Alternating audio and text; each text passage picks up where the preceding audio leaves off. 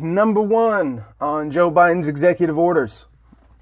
He changed the regulatory scheme with which Trump was changing our regulatory laws, or our registrar.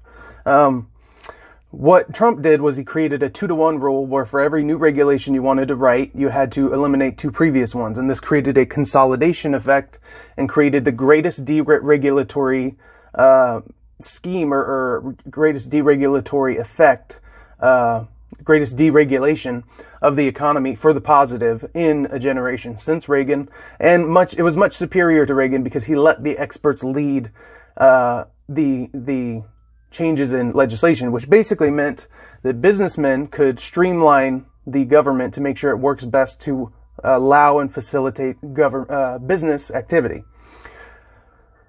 He changed that rule so that he can just start implementing new regulations. Now, what we need to understand is that every once in a while, the regulatory structure will get overbearing and slow down the economy. And that cost of compliance, that cost to businesses, hurts small businesses more than large businesses.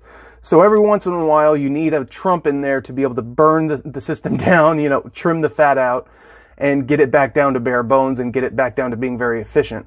Then you want, and this is where being a moderate is great, then you want Joe Biden or someone like him to come in and to put the people that are environmentalists and those kinds of people on the task of actually rewriting the regulations so that you protect the things you want to protect. And you want both to happen because there will be excesses. You want those to be trimmed down. And then you also, when you're trimming it down, there will be things lost in that process. Now, the Democrats are empty in terms of substance when it comes to getting on the Trump administration for their environmental record.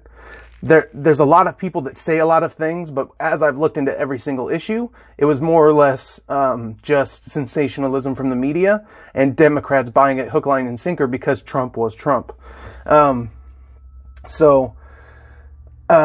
There will be good that comes from this, but I'm also concerned because Joe Biden doesn't seem to really be too concerned with the damage he does to the economy, which is not what you want. You want someone who's concerned with the damage they'll do to the economy, and they will move forward with the regulations necessary whilst keeping in mind that you need to allow businesses to do what they do in order to allow humanity to thrive, raise standard of living, and allow the economy to operate free from government influence as much as possible, as decentralized and free and open as much as possible, because that is the best for everyone involved, even for the socialists. So, yeah, Joe Biden's first executive order.